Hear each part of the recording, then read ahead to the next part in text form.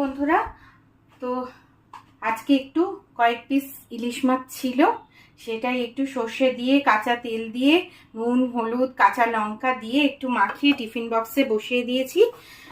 এবার এটাকে একটু বড় কড়াইয়ের মধ্যে জল দিয়ে এই চাপা দিয়ে একটু ফুটতে দেব। এইভাবে তৈরি করে নেব আজকে ইলিশ মাছের সর্ষে বাটা। এটা আমার হাজবেন্ড খেতে চাইছে, সেই জন্য এইভাবে করে ফেলছি। আর তার সাথে এই যে বেগুন কেটে রেখেছি, আর বেগুনটা না পোকা ছিল, মানে কি বড় জ্যান্ত পোকা, একদম দুটো বেগুনেই, ঠিক আছে, পোকা ছিল, তো কাটচাট দিয়ে বাটটার দিয়ে নুন হলুদ মাখিয়ে বেগুন ভেজে নেব। এখানে কড়াইয়ে জল দিয়ে দিয়েছি আর এই টিফিন বক্সটা বসিয়ে দিলাম, দিয়ে একটু গ্যাসটা জ্বালিয়ে দিলাম।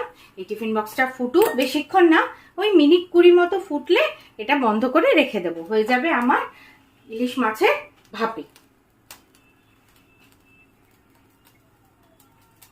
ইলিশ মাছের ভাপা আমার হয়ে গেছে, একদম রেডি।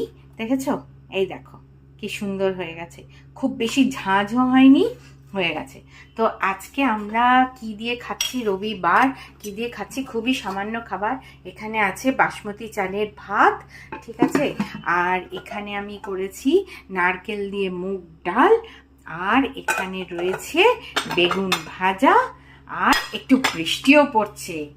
কোইন্সিডেন্টলি এই ইলিশ মাছের সঙ্গে বৃষ্টিটা খুব ভালো চলে গেছে, কিন্তু আমি জানতাম না, যখন ইলিশ মাছের ভাপেটা রান্না করছি তখন কিন্তু গরম ছিল, এখন ঝমঝম করে এক প্রস্থ বৃষ্টি হয়েছে। তো এখন আমরা এই বাসমতি চালের ভাতের সাথে গরম গরম ইলিশ মাছের ভাপা দিয়ে ভাত খাবো।